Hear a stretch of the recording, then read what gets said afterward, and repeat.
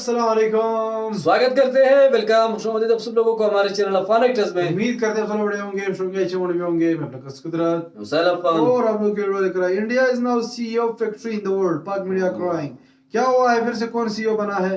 अच्छा, मेरे ख्याल से रैंकिंग में टॉप पे आ रहे होंगे शायद, या मतलब टॉप में जो बड़ी बड़ी टेक जायंट कंपनीज है उनके हेड के बारे में वॉच करें। वीडियो को वॉच करने से पहले हमारे चैनल को जरूर सब्सक्राइब कीजिए, साथ में जो बेल आइकन है उसे भी दबा लाइक दीजिए। जरूर करिए। अगर मैं सोशल से फॉलो नहीं किया तो प्लीज फॉलो ऑन इंस्टाग्राम, आप लोग को लिंक डिस्क्रिप्शन में मिल जाएगा, आप लोग चेक कर सकते हैं। Let's start. ओके, हमारे साथ आज़ाद होने वाले ममालिक आज मुआशी एतबार से हमसे बहुत आगे निकल गए हैं, जबकि पाकिस्तान अब तक IMF के कर्ज के घेरे से बाहर नहीं आ सका। स्क्रीनशॉट या व्हाट्सएप पोस्ट है। ये स्क्रीनशॉट पाकिस्तान के व्हाट्सएप ग्रुप्स में धड़ाधड़ चल रहा है इस वक्त, और इसका टाइटल है India is the CEO factory of the world. वैसे तो India pharmacy of the world कहा जाता है, लेकिन वैसे इंडिया अब तो फैक्ट्री ऑफ द वर्ल्ड हो चुका है। और सियासतदान क्या कर रहे हैं? हमेशा की तरह सियासत कर रहे हैं, लेकिन आम आदमी को अब इस सियासत से कोई गर्ज नहीं रही, कोई गर्ज नहीं रही। ये है, दुनिया आम भर आदमी में और लोग बेजार मेहनत उसके करके तरक्की भाई, करते माफ करो, वही हैं, कह रहे अपना हैं, माफ सोशल करो। स्टेटस जो है वो बढ़ाते हैं। लेकिन खासकर पाकिस्तान में क्या होता है? पाकिस्तान पाकिस्तान में आम आदमी की पहली और आखिरी तरजीह आज भी क्या है? 2 वक्त की रोटी तक महदूद है। ये बात सच है।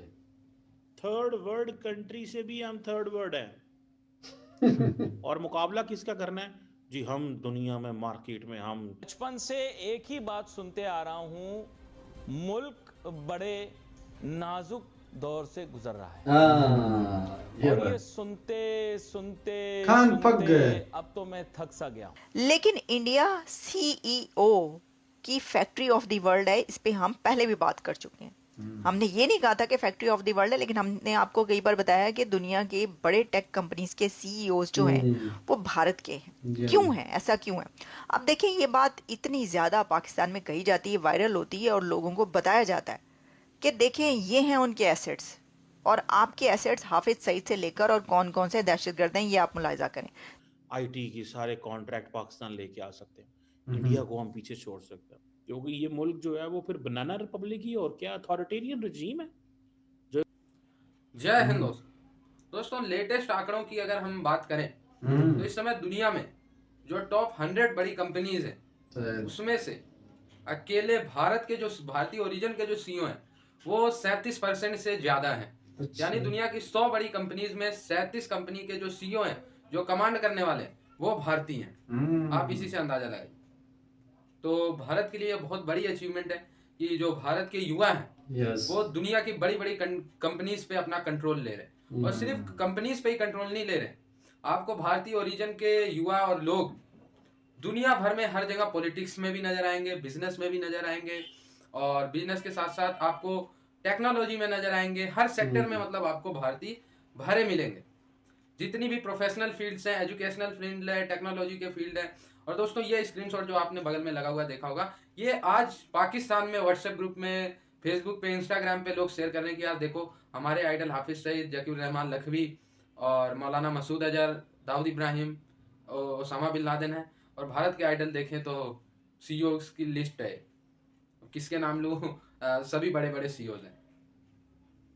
स्क्रीनशॉट या व्हाट्सएप पोस्ट है। ये स्क्रीनशॉट पाकिस्तान के व्हाट्सएप ग्रुप्स में धड़ाधड़ चल रहा है इस वक्त, और इसका टाइटल है India is the CEO factory of the world. वैसे तो India pharmacy of the world कहा जाता है, लेकिन वैसे इंडिया अब तो फैक्ट्री ऑफ द वर्ल्ड हो चुका है। इस पर बहुत सारी बातें होती रहती हैं, डिबेट्स चलती रहती हैं, और ये सब स्क्रीनशॉट्स चलते रहते हैं। अब मैं आपको बताती हूँ, ये जो है ज़रा आप गौर फरमाएं, ज़रा देखें, ज़रा आंखें खुल जाएंगी आपकी अगर आपको अभी तक नहीं पता और अभी तक आपकी आंखें बंद हैं तो। India is the CEO factory of the world, CEO factory of the world. पहले नंबर पर है Microsoft, Satya Nadella CEO Microsoft की, $3.30 ट्रिलियन। सेकंड नंबर पर सुंदर पिचाई, गूगल के CEO, ये तो इंडिया ना। $2.15 ट्रिलियन। थर्ड नंबर पर हैं यूट्यूब के नील मोहन, $500 बिलियन। यूट्यूब का भी इंडिया है। फोर्थ नंबर पर है शनेल की लीना नायर, $341 बिलियन।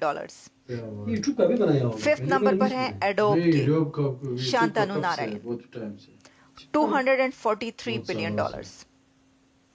फिर आते हैं आगे IBM के CEO, ये हैं अरविंद कृष्णा और इनकी वर्थ 220 बिलियन डॉलर्स। क्या बात है। इसके बाद है नोवर्टीज और नोवर्टीज के CEO हैं वसंत नरसिम्हन और 195 बिलियन डॉलर्स। क्या बात है। फिर आते हैं हनीवेल और ये हैं विपुल कपूर और ये है 147 बिलियन डॉलर्स पर। क्या बात है।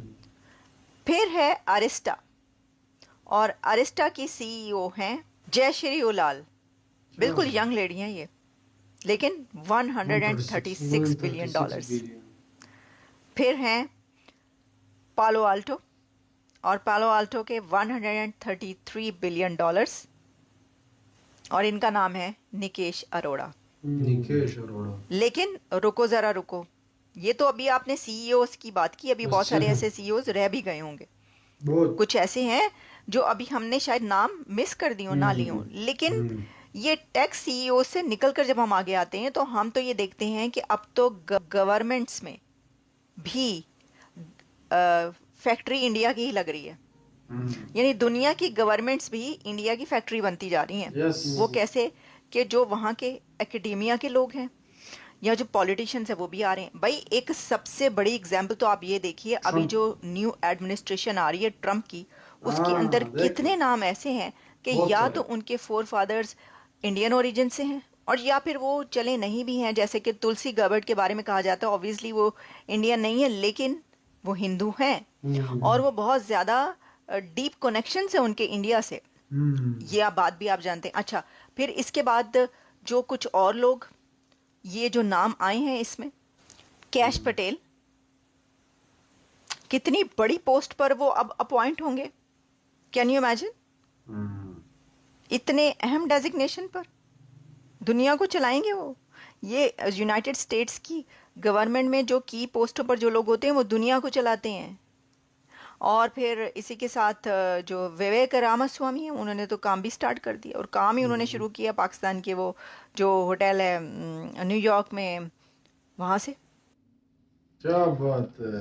तो ये थी वीडियो जो कि गजब की वीडियो, जैसे यूट्यूब का मुझे बहुत ही हैरानी हुई, मुझे नहीं लगा था कि यूट्यूब का CEO भी जो है कब से 2-3-4 सालों इंडियन है, लेकिन गूगल का पता था, एक और भी एक दो तीन कंपनी का वो भी पता था, बाकी का तो कुछ नहीं पता कि ये सारे इंडियन है। तो इंडियन भाई साहब लोग अब क्या कर रहे हो, पूरी दुनिया पे जो है कब्जा जमा रहे हो। कब्जा तो करेंगे ही करेंगे भाई, हार्ड वर्किंग है, काम से काम रखते हैं, अपने काम पे ही ध्यान देते हैं, मेहनत करते हैं, एक चीज पे कंसिस्टेंट रहते हैं। ऐसा नहीं है कि एक चीज पे उठ के नेक्स्ट डे किसी और चीजों की तरफ भाग रहे, ना ना ना, एक चीज पे उठ के रहते हैं, चाहे वो पॉलिटिक्स हो, चाहे वो कंपनीज के रिलेटेड हो, जिस चीज के भी रिलेटेड हो, ये लोग जो है अपने काम के साथ डेडिकेटेड रहते हैं। अच्छा, वो एक और बात भी है कि कुछ लोग आप कहेंगे कि यार नहीं, जिस तरह की वो पहले ही उन्होंने क्लिप चलाई थी कि हम उसकी बराबरी करेंगे, भाई बराबरी अब नहीं कर सकते हो। ये लोग इसलिए कि हवाई फायरिंग कर दी कि हम आगे इंडिया वाले से नहीं करते, वो प्रैक्टिकली सब कुछ दिखा देते हैं भाई साहब, ये देखो हम कहाँ पे हैं,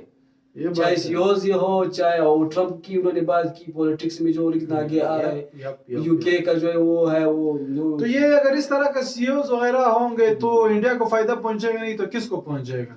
डेफिनेटली अगर ये लोग अब आज सीईओज है बड़ी बड़ी टेक कंपनीज का, नेक्स्ट डे तो ये लोग तो अगर इंडिया ओरिजिन के है तो ये तो डेफिनेटली इन्वेस्टमेंट भी इंडिया में करेंगे, उनको ज्यादा प्रेफर करेंगे भाई, इंडिया का नाम भी रोशन होगा, नाम लिया जाएगा साथ में कि ये इंडियन है, ओरिजिन का है।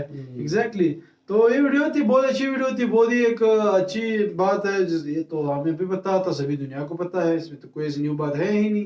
बाकी वीडियो पसंद आए तो प्लीज रोशन साथ मुझे बेल आइकन है उससे दबा दीजिए, तब तक चलेंगे, सब मिल रहा है। सो अभी के लिए इतना ही, अल्लाह हाफिज़, बाय बाय।